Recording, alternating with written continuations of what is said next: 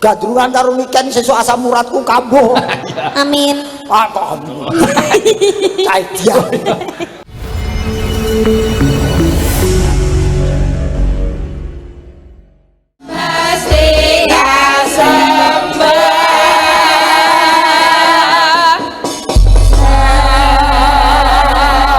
Selamat malam Mbak Niken. Selamat malam Mas Bayu. Pinaringan sehat toh? Alhamdulillah pangestune Mas, kula sehat. Kudu disehat-sehatke mergo sampeyan kuwi dudu duweke kulawarga ning saiki duweke masyarakat umum mergo kepinteran panjenengan. Nggih Mas. Tetep awet lembah manah, tetep awet dadi piyai sing apik lahir lan batine. Amin. Nggih Mas pangestune. Sing penting awet, muga-muga awet gitu. Nggih leres. Nggih niku panjenengan wis diantu-antu kalih warga Koperasi Karep Tuwin Bojonegoro sakiwa tengenipun. Salam hormat sik Nduk kagem Bapak Suryadi. Oh nggih kagem Bapak Haji Suryadi. Bapak Haji Suryadi. Suryadi. Menika selaku direktur utama. Oh, lah aku foto kalih Mau Pak Trisno. sanes Ibu Suryadi ketinggalan. Nggih. Tapi kalih Pak Suryadine dereng. Ayo mengke no. Kok diaturi pinarak munggah. Oh gitu biar saya juga tahu. Nggih no. Kau yang kepareng foto munggah lah yen wis cedhak rene gampang. Gampang apa no? Engko nek Pak Suryadi munggah, kuwi mesti nganti para karyawan-karyawane utawa anu kalian Pak Haji Sutrisno. Dadi mungkin Saya akeh. nggih, dadi jenengan lenggah sik. Men Pak Suryadi karo Nduk Niken. Yen Pak Suryadi munggah terus aku lungguh ora cair. Ya ora apa-apa sing butuh cair kan kudune sing enom. Nah, Sing tuwake wis ora butuh. Apa rumasamu sing tuwa iki kenthel. Oh, cair yo padha wae. Apa suarane? Kok horong?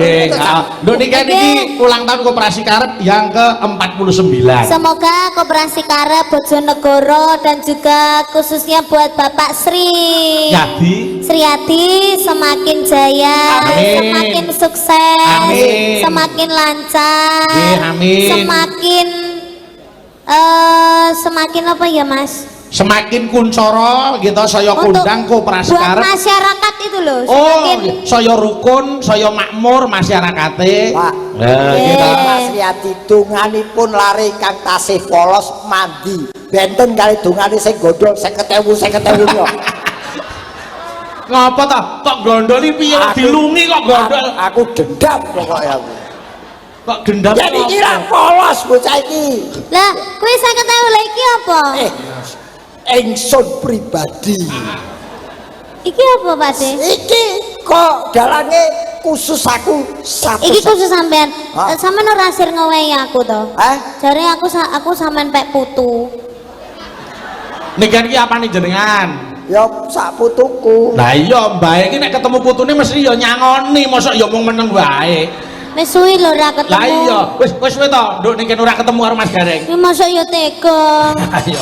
Mosok ya Pira kuwi? Pira kuwi? 50 lho Mas. Ya digenepi 100 to. Wong tuwa kok karo bocah kok Genepi pira? 100. No 150 pen kabeh. Ya alhamdulillah. Wong ngekei putune kok nyicil. Sampeyan ikhlas apa ora? Kayake nesu lek nesu nyo gak usah wis sampe nanti masuk neraka lho. Aku ki atiku wis koperasi. Dadi kabeh tak kei. Loh, kapan kok ora ngabari nek operasi? Koperasi. Koperasi to Kok krungu kuwi operasi? Ati kok koperasi iki piye maksudnya? Karep. Oh, karep. Atiku wis karep, atiku wis koperasi. Oh, iya. Ya wis karep tak kei. Iya. Aku wis karep. Wes rasa ngono suwe kaya. Oh, aku anggur kepethuk niken kok mesti kelangan aku. Lho jane berarti ora karep kok gelo dirembuk iki. Heeh. Ya karep. Nggih, mulai yo iki diaturke rerepen sawetara Mbak Mbak Niken. Nggih, Mas Ya, disalam dulu, salam sapa dulu untuk para penonton semene akeh iki. Nggih ngaturaken assalamualaikum warahmatullahi wabarakatuh. Iki aku lagi iki lho. main wayang kok ning pertelon iki lagi. Apa telon piye? Lah iki kono. Iya, kaya ning pertigaan. Ah ning kene piye? Disulap dari gedung pertemuan ya penak. Betul. Niki maune napa, Mas? Niki maune napa? Pabrik to? Nggih niki ya pabrik. Niki dienggo napa niku nampa mbako, Nduk. Oh, tapi Pak Sri niku alhamdulillah niku lho Mas, tiange niku mboten pelit. Oh, tenan kok. Biasane lek teng pabrik ngeten iki to, didelok mung nggih karyawan karo staf-stafnya. Tapi hari ini malam hari ini untuk umum loh Mas. Oh, luar biasa. Nek mriki sudah tahu. Nah, tepuk tangan untuk Koperasi Karep. Ini memang dari kita untuk kita. Ngerti toh, Koperasi Karep niku nek ora ana panyengkuyunge masyarakat tidak akan berdiri. Betul. Mula gandeng syukuran ya masyarakat dikedepankan. Loh, Kayak sing mirsani kuwatah sangat loh Mas. jan hebat nek semene kok Nggih. wong kabeh. Lah nggih. Iki didol apa piye iki? Apa toh? Apa? Iki Apa? Itu kok ana pesawat ning kene iki? itu didol? namanya drone. Apa? Drone. Oh, drone toh. Iya. Kuwi drone. Tahu enggak fungsi dari drone itu apa? Apa? Drone itu kamera yang bisa menyuting dari jarak kejauhan. Dari ketinggian. Iya, dari ketinggian. Oh, kuwi ana kamerane toh? Heeh, ada kamera. Wow, iya. Alah. Ya wis tua. Mumpung di kan. kamera. Neng kamera drone itu tidak bisa menangkap jin. Gitu. Oh, berarti hilang Mas, lek ane Ora jine. ketok ya? Ora ketok lek Ketok, putih lho ora sing ketok. sing mening-mening ayu-ayu ketok. Anggere sing Aku tak putih. pindah saka gym ning jam. Ya, Oh, aku darani kok kaya dukun to kae. Oh, siapa sing tukang Mbakmu dionekke gym kok kowe. Siapa sing ngunekke sampe jam? Lah menawa ning kene nek jam kan ya ora Nah, ngerti aku rak apa mau ya muni terus toh, kamera sampean. drone kuwi ra iso Kok- untuk menangkap jin. Kok iso? Kok iso rumangsa Baper ya? ya Mas. Gumun aku. Ya iya. Aku kok rumangsa dhewe. Mula ngene ora usah gelo. Saiki perkara putu karo Mbah tak ilangi. Betul. Sekarang menjadi pasangan. Ya. Nduk niki nembang Nyidam Sari gandrung pasanganmu Mas Gareng. Wes. Ning nggone banner iki udah gareng sampean itu sing dipajang kok tapi tekane sampean ya. Iya. Kuwi jane Gareng Angga kuwi. Anu nun sewu niku gambare garenge pun mati lho, Pak. Wis saestu sok yen nimbali kula ganti nyuwun foto kula mawon mengke ngersani foto Nggih. kula kirim. Ya ben ora kleru sok ganti Gareng ae. Lah ti Mas. Oh, Yera. kudune sing luwih enom to Mas. Supaya panitia ora kleru Hah? ganti Gareng. supaya panitia ora mumet, ora sawayangan. Ana kancane ditinggal. Iya. Ya, saiki Nyidam Sari dibawani. Nggih. Nduk niki gandrung Mas Gareng. Wis Ayo. kuwi anggepen walana sing bagus dhewe. Ya ta? Nggih. Arep kaya bokong dicet. Ning kuwi anggepen Bokong Kok dicet. apa Piye? kurang gawean kok bokong kok dicet iki lho. lah men kita. Yo elek-elek ning aja bokong dicet to. Ayo. Paling ora ya bokong ditato. Kono cahayu gandrungan kuwi Mas Gareng. Nggo rabuk nyawa. Nggih. Iki mumpung ditimbali ya. Maka duh wong bagus. Iya. Dawang bagus. Bapak jening hati.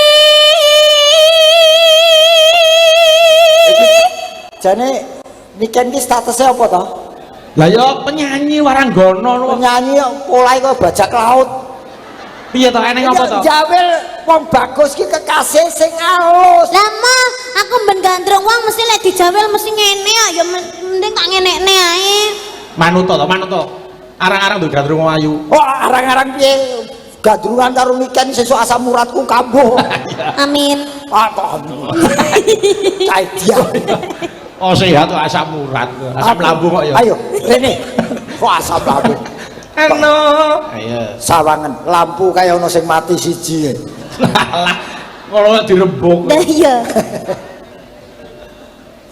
Kaya ngene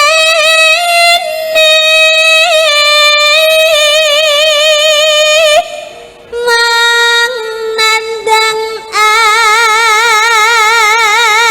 as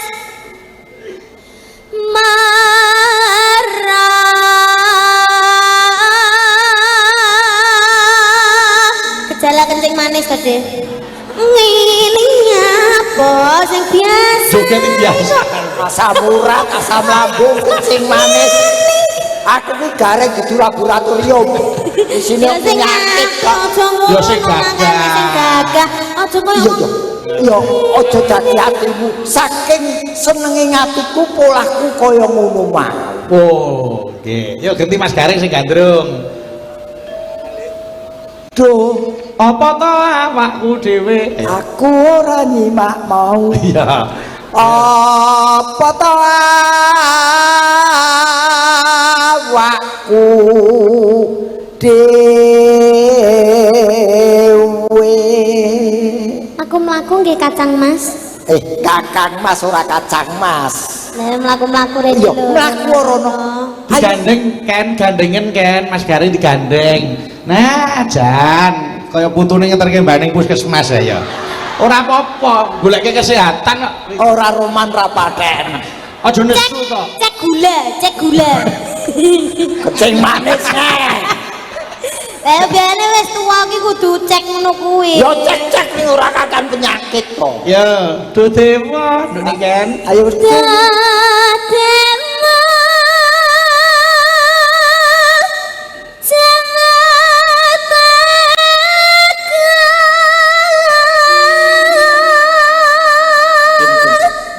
nyawang kini nih Ken.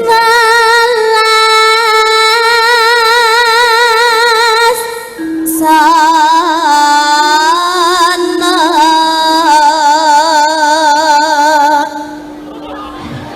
Ken dituntun Ken. Asyhadu alla ilaha illallah. Kaya wong mecati ya. Lah kok apa ngerti miring-miringnya kok ora ya wedi to. Drama. malah melok miring-miring kok. Drama kok.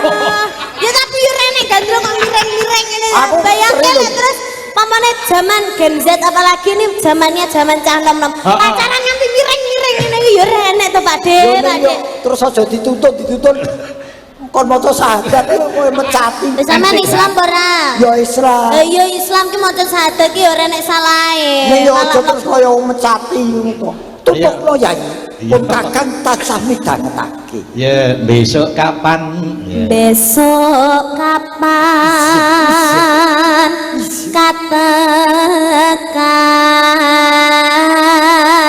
katakan cecer lan wong Wedhus. Bagus. Oh, bagus ya. Bagus.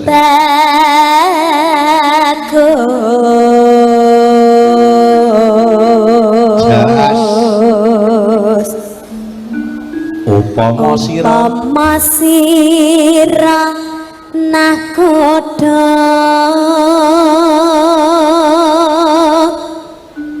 tanpa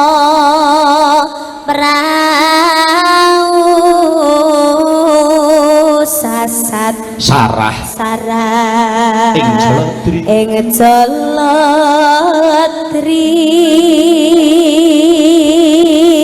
Kakean lagu tadi ora hafal ya. Apal? Lapal iki wong elingke wong kenane lali ora masalah. Ngono kok diurus karo putune mbok elingke kok malah nyengeni ya kan ya. Lah ya, kono dhewe ya ora apal. Jare pacangan saiki putu. Oh iya, ya wis.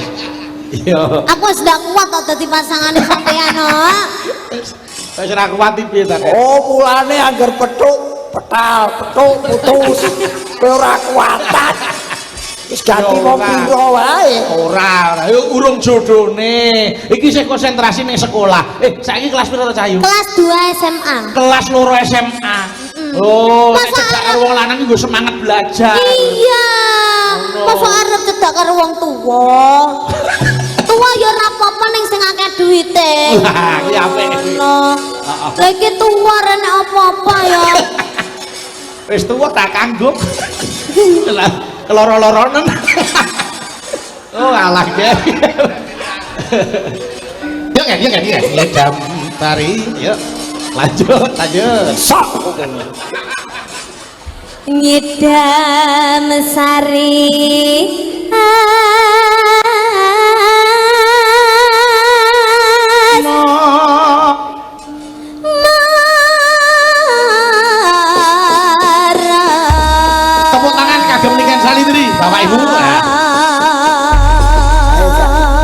iki mumpung tak tes saiki. Kenapa? Ning aja berpikir negatif lan pornografi. Tidak. Pornografi. Ah. Saya selalu berpikir Irigasi. positif. Tegese koperasi ki apa? Tegese koperasi ya untuk menyimpan uang. Lah iya ono genahe. Ya toh Mas, mau gak? Ono Mau operasi gak? yo kuwi lah apa nek ora kuwi. Nah, iki tak terjemahke ning aja berpikir negatif. Oke. Oh, Nanti- berarti arep dipisah iki tembunge. Sama dengannya kamu nilai sendiri. Oke, nggih. Koperasi, koper kuwi wadah. Ada. Asi ki air susu ibu. Bener. Koperasi wadah air susu ibu kuwi BH. Iya, heeh. Artinya BH berbadan hukum. Nggih. Jadi kalau koperasi cari koperasi yang berbadan hukum seperti koperasi Karep niku genah wis sah. Tur aman. Kalau Nah. tidak berbadan hukum berarti itu bisa-bisa penipuan.